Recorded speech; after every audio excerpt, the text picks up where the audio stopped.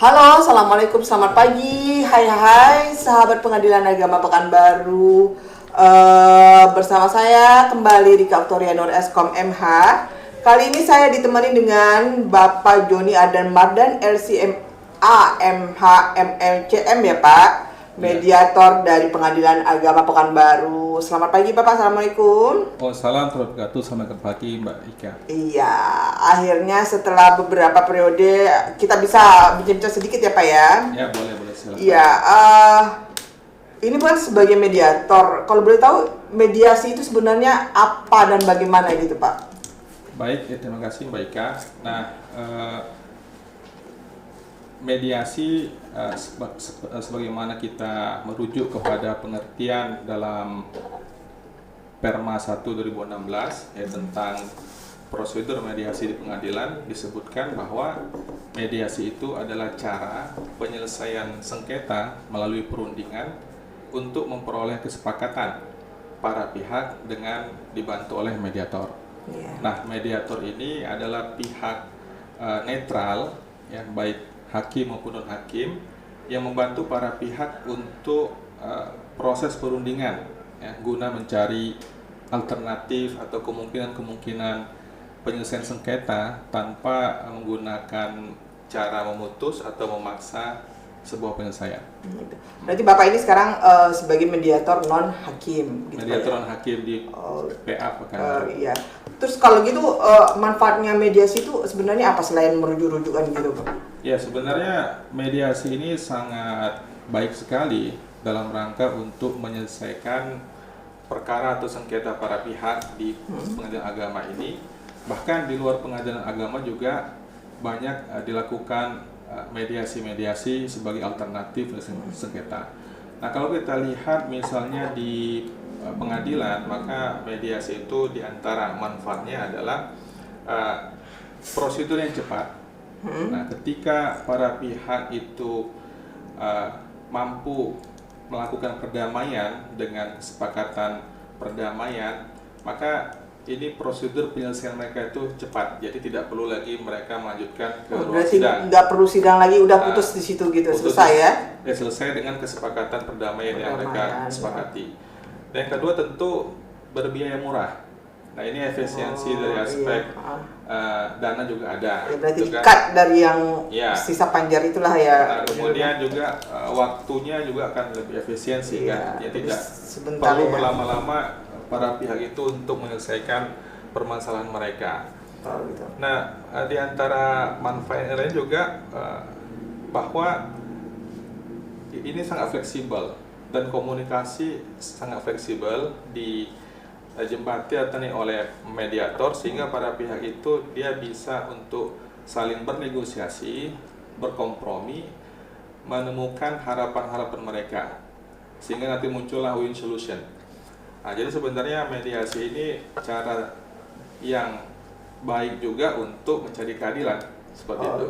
Yang pasti nggak main gontong-gontongan, harus damai gitulah ya Pak ya. Ya, sebenarnya ketika mediasi itu berlangsung, mungkin para pihak emosinya naik, kemudian tensinya naik, tapi bagaimana seorang mediator itu mampu untuk mensejukkan, mendamaikan, sehingga yang awalnya panas bisa jadi sejuk. Ya, meredamkan suasana ya Pak ya. Karena kan yang hadir dalam ruang mediasi itu kan para pihak yang bersengketa.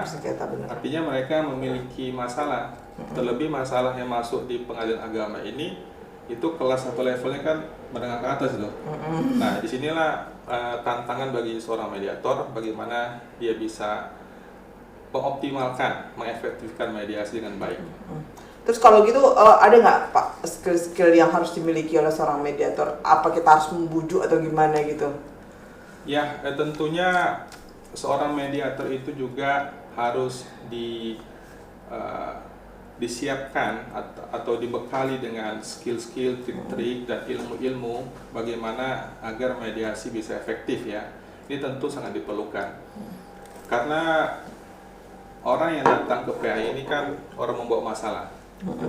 Dan masalah mereka itu pada umumnya lah masalah-masalah yang kelasnya menengah ke atas. Artinya masalah itu bukan masalah ringan gitu ya.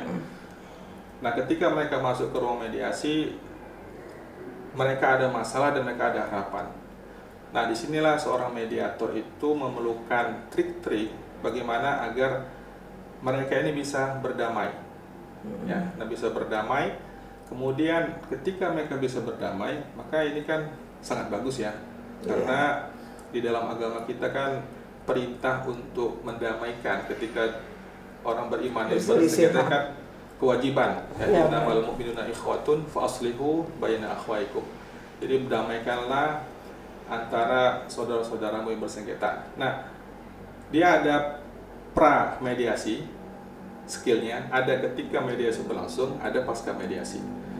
Nah, kalau gambaran sederhananya seorang mediator ketika dia sebelum memulai mediasi, yang paling penting adalah meluruskan niatnya, ya kan? Jangan melenceng sampai. Pastikan niat seorang mediator ketika ingin memediasi itu ya memang karena Allah Subhanahu wa taala.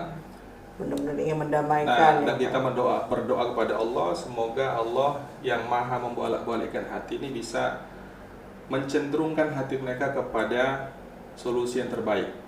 Meluruskan niat itu. Nah, juga optimis. Seorang mediator itu sebelum bermediasi dia harus optimis, harus confident. Karena kalau dia nggak optimis, confident, nanti kurang kepercayaan dari para pihak. Maka bagaimana seorang mediator itu dia confident di hadapan para pihak sehingga para pihak ini dia percaya dengan kita untuk menyelesaikan, memfasilitasi masalah mereka. Nah, itu yang pra itu Mbak, itu yang pra. Nah, kemudian doa juga penting sebelum bermediasi. Satu hal lagi yang penting adalah seorang mediator dia memahami objek yang sedang diperkarakan. Kalau misalnya suami istri yang bersengketa masalah perceraian misalnya, maka seorang mediator harus mengerti hukum-hukum terkait perceraian. Kalau yang diperselisihkan terkait dengan harta bersama, selanjutnya hibah, wasiat, harta waris, seorang mediator harus menguasai dengan baik hukum-hukum terkait yang tadi. Kalau terkait tentang ekonomi Islam juga seorang mediator harus mengerti tentang ekonomi Islam itu apa. Karena kita ingin mencari solusi terbaik dari masalah mereka, dan solusi kita itu kan tidak boleh bertentangan juga dengan peraturan perundang-undangan seperti itu. Berarti skillnya juga harus ada ya Pak? Harus ada. Iya benar-benar. Nah, karena kita menghadapi masalah tanpa ada memihak salah satu ya Pak ya? Ya, sebagaimana tadi disebutkan bahwa mediator ini adalah pihak netral. Pihak netral itu artinya mediator itu dia di tengah, dia netral, kemudian dia bersikap seimbang kepada para pihak, memberikan kesempatan yang seimbang. Karena kalau misalnya mediator berpihak kepada salah satu pihak, itu bukan mediator, itu mungkin kuasa hukum ya. Kalau kuasa hukum kan dia berpihak kepada klien dia, pro ke satu gitu ya. Kalau mediator ini dia harus pro ke para pihak.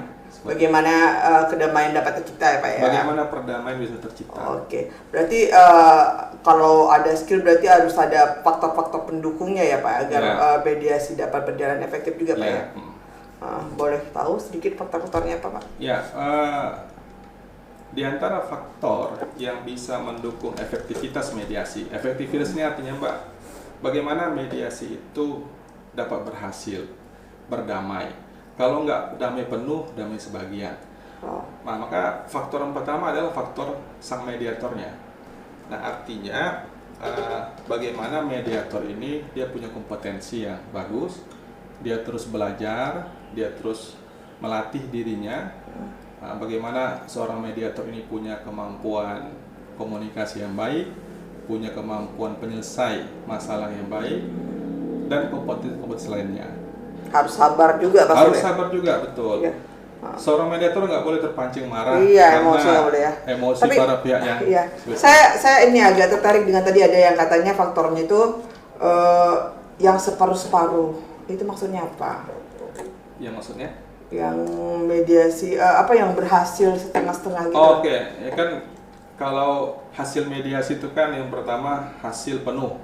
Hasil penuh itu misalnya kalau perceraian perdamaian, Rujuk. kemudian cabut perkara. Ya, rujuk. Kalau damai sebagian itu dalam misalnya kita contohkan untuk perceraian, para pihak itu tidak bisa untuk rujuk, untuk berdamai, tetapi mereka sepakat terhadap dampak hukumnya, misalnya terkait dengan nafkah iddahnya, terkait dengan mut'ahnya, Berarti tetap sidang lanjut terkait ya. dengan Anak ya. Dia sidang, tapi kan damai Tanpa- juga, tanpa tapi ribut. damai sebagian itu ya, sama Oh, sebagian. gitu. Ya, karena kan kita melihat juga di pengadilan agama kita kan terkait anak misalnya itu kan sampai panjang Iya, rebutan ceritanya, anak. rebutan anak, bahkan sampai ke Mahkamah Agung Iya. kan. Nah, Bahkan tapi- ada yang nggak membiayai sama sekali, Iya, tidak betul. sesuai dengan di persidangan ya Pak ya. Oleh karena itu ketika itu dimasukkan dalam kesepakatan perdamaian sebagian terkait anak, maka akan lebih efektif. Artinya kita meminimalisir resikonya kan, seperti itu. Nah, juga ada faktor dari para pihak ya. Misalnya para pihak ini agar mediasinya efektif, dia harus menghadiri mediasi. Iya. Karena kehadiran para pihak itu secara fisik itu sangat penting ya dalam mediasi. Oh, gitu. Dan beritikat baik para pihak ini untuk memang mereka mau damai, mau baik-baik saja. Nah, ini dari aspek para pihak. Dan para pihak juga dia mengerti tentang apa yang sedang diperselisihkan. Yang ketiga, menurut hemat saya adalah dari aspek pihak ketiga. Nah, pihak ketiga ini bisa misalnya kuasa hukum. Nah, maka kuasa hukum agar efektif mediasinya mendorong ya kliennya untuk mengoptimalkan mediasi. Ya. Berarti kalau ada kuasa hukum ikut di dalam ruangan mediasi gitu Pak ya? Kalau para pihak menginginkan kuasa hukum berada di dalam, itu kita perbolehkan. Tapi intinya sebenarnya prinsipal atau para pihak itu yang masing-masing berada pribadi, Pak ya. di dalam. Nanti kuasa hukum biasa Cuman di untuk luar. melanjutkan persidangan mediasi tetap para pihak yang harus Ya, para datang. pihak. Nah, artinya gitu. Pak Ika bahwa pihak ketiga punya peran untuk mendamaikan yang bersengketa ini, misalnya kuasa hukum atau pihak keluarga, ya kan? Atau pihak keluarga, artinya pihak keluarga juga punya peran untuk agar bagaimana suami istri ini bisa berdamai, Bisa kembali. tidak memperkeruh permasalahan, tidak mendorong mereka untuk berpisah. Iya. Atau siapapun para pihak itu punya peran di sana agar optimal itu ya. Iya. Nah, bisa juga misalnya dari aspek sarana prasarana mediasi, ruangan mediasi, bisa juga dari aspek sosialisasi, ya, pemahaman. Jadi sebenarnya untuk para pihak ini agar berdamai dan efektif mediasinya, banyak aspek, banyak pihak yang berperan. Iya. Sebenarnya semuanya kembali sama pribadi masing-masing Pak ya. Ya. Karena setiap masalah pasti ada solusinya. Ada solusinya. Tergantung pribadinya masing-masing Iya. bisa menyikapi apa enggak Pak ya. Ya, seperti itu. Benar ya. Terus Pak, saya minta ini, ada nggak sih, pengen tahu harapan dan pesan agar mediasi di Pengadilan Agama Pekanbaru ini lebih baik lagi dari masa yang lalu ke masa yang akan datang. Ya, harapan kita semua ya Mbak Ika, bahwa kita berharap agar mediasi di PA kita ini bisa efektif di hari-hari yang akan datang. Maka kita fokus kepada optimalisasi faktor-faktor yang bisa menjadikan mediasi ini efektif. Dari aspek mediatornya, bagaimana kita terus melakukan evaluasi, pelatihan untuk para mediator. Dari aspek para pihaknya, terus ada sosialisasi, ada edukasi pada mereka, sarana prasarananya. Jadi semoga PA Pekanbaru ini tingkat keberhasilan dan tingkat efektivitas mediasinya di tahun-tahun yang akan datang terus semakin lebih meningkat baik. ya. Iya. Nah, tentu ini kan kita semangat mendamaikan orang. Ya, tapi ini udah bagus ya Ya, alhamdulillah. untuk Nah, jadi sudah bagus, alhamdulillah. Ya, alhamdulillah. Banyak hal-hal yang menarik saya dapatkan dari bincang-bincang sedikit kita, tapi karena waktu Baik. juga mungkin di lain waktu kita bisa bincang-bincang lagi Pak ya, Baik, karena baik. saya ini ada yang sebagian nggak tahu, jadi pengen tahu itu Pak ya. Oke lah, baiklah sahabat Pengadilan Agama Pekanbaru. Demikian bincang-bincang kita sedikit dengan Bapak Joni Ardan Mardan LC MA MH MMCM, Mediator Pengadilan Agama Pekanbaru. Sampai ketemu di episode berikutnya. Assalamualaikum warahmatullahi wabarakatuh. Selamat pagi. Wassalamualaikum warahmatullahi wabarakatuh.